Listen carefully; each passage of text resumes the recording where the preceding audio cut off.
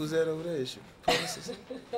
Everyone asks who this is in the corner. He's my producer. Like assassin. You just going with your shit. Man, just go. Don't worry about what I'm doing. Okay, seriously. Where are you from? I'm from LA. LA. Where are you from? Texas. But I guess Texas. LA now. I've been here 21 years. Yeah? Terrell, Texas, right outside Dallas. Let's talk about the film. Let's do it. So tell me about your role in the film. This role in this film is a federal agent. This guy who's really connected to his son, having a great day at his son's preschool, gets a call that there's been a bombing over in a camp in Saudi Arabia. And to get over there soon to just see what the crime is about. Before he can get over there, the guy that actually called him, he explodes also in a secondary bomb. When he gets there, he finds out something very interesting, that there's a guy over there who's just like him. There are people over in the Middle East just like him who want to find whoever this guy is who's hiding behind the veil of Muslims, hiding behind the veil of good Islam, and is a criminal. He's a murderer. Right. So that's where you see these people, in the good of them, trying to find somebody that's bad. The remaining rules. You cannot touch evidence. Please leave it. You cannot question anyone without me present, touch a dead Muslim, or leave my site at any time. Your safety is my primary concern. I thought your primary concern would be the investigation. And you would be mistaken. I think this is one of those something happens to us, his head comes off kind of deals. You're a babysitter, we right? We call that a babysitter. Yeah. Who's running the investigation? General Abdel Malik. He's given us permission to walk through the crime scene.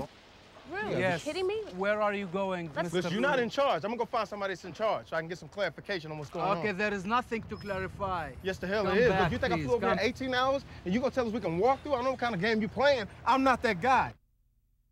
So there's a history of directors and actors coming together, like Scorsese, De Niro, Johnny Depp, Tim Burton. This is the 4th time you've worked with Michael Mann. Yeah. Are you his De Niro? I don't know if I would put myself in, De Niro class, but I think that it's great to find someone. And the discovery of finding Michael Mann, being an African-American comedian, not really knowing cinema as I'm growing up as a kid, but to see how much he's given the cinema, to see how much he's given the movies, that's where you want to be. It's like, you want to be where you can learn, where you can, and you could take your flavor, you could take your urban flavor and what you do and sort of say, yo, this is what I'm working with. Yeah. How do we complement each other?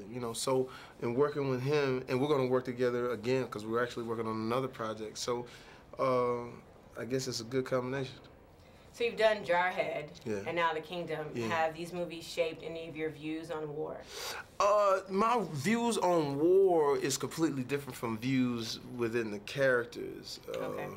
Because my views on war, I'm an artist, so I'm never like, war, confrontation. What's that all about? I'm the dude with the sandals on at the club, with some incense, you know what I'm saying, and citing poetry, trying to elevate your mind or whatever. So the war thing, that ain't really my thing. But when you look at it, you know what it is. It's money. I mean, if it was oil anywhere, that's where we gonna be.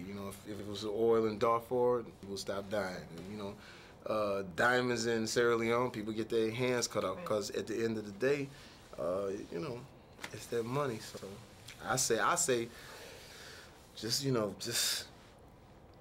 get a warhead with incense on it and just shoot it out and just push, and everybody like, oh man, hey, you know what I'm saying? Incense and poetry. You love incense, huh? Well, I'm saying incense in replace of what I can't say on the camera. So you're gonna produce a show for TBS, and you have your, satellite radio show. Are you gonna go back to your roots to stand up? Because I'm looking for that. Yeah, I'm still doing stand up. The only thing is that with the movies, I gotta be careful because I don't want to do nothing hokey where you go like, Fox, what happened?